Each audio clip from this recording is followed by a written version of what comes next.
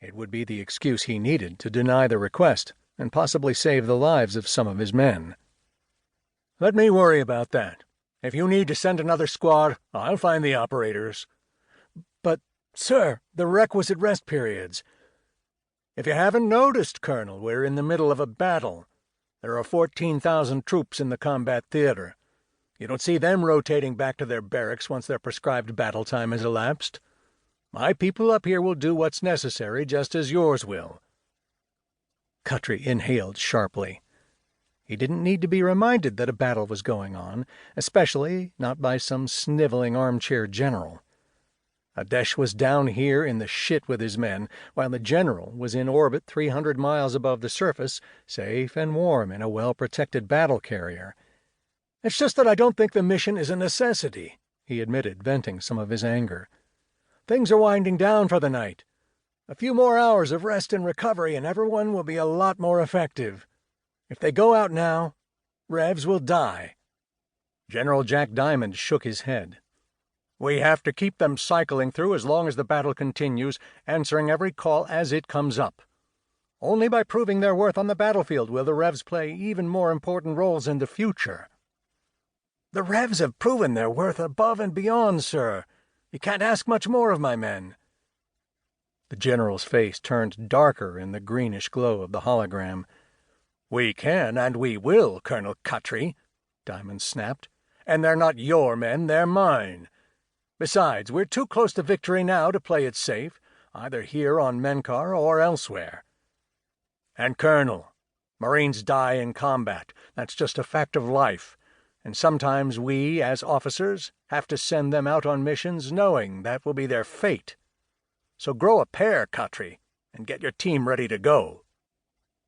Khatri glared into the glowing eyes of the translucent image. Diamond was an intelligence officer, not a field commander. What would he know about growing a pair?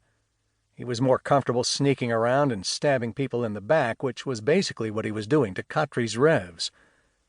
Adesh, on the other hand, preferred his fights straight up and in your face, as did most Marines. But if there was one thing he'd learned throughout his 24 years in the Corps, it was how to follow the orders of a superior officer, even if the word superior was a misnomer in this case. He bit his tongue and nodded. "Yes, sir. Just let me know when I can deploy." "That's better. Now get your men juiced up and I'll do the same up here. Even operators have a little extra boost available if need be. As they say, all is fair in love and war, and the term illegal drug takes on a different meaning in times like these. And if what you say is true, another 30 minutes or so and everyone can get some much-needed rest. Until the next call-up." Chapter 2. Aboard the battle carrier Eldorado. Air Force Sergeant Joni Hollis entered the huge operator's bay aboard the battle carrier Eldorado, blurry-eyed and half awake. This was the last thing she expected, to be shaken from her sleep after only 20 minutes and ordered back to work. She knew this was against regulations, but she also knew the regs were being written as they went. With this new type of REV operating in the fleet for only the past 6 months, how could anyone know what worked and what didn't? Apparently, letting her get through her prescribed rest period wasn't one of them. At least not today.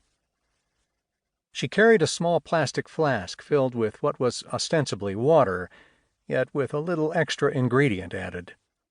Although highly illegal back on Earth, the drug cocktail was regulation, sort of, an accepted concoction of stimulants designed to help operators and techs make it through a game. She grimaced. They would chew her ass if they heard her refer to the control session as a game, but that's what the teams called it. It seemed a better fit rather than REV Operational Control Session, or ROCS.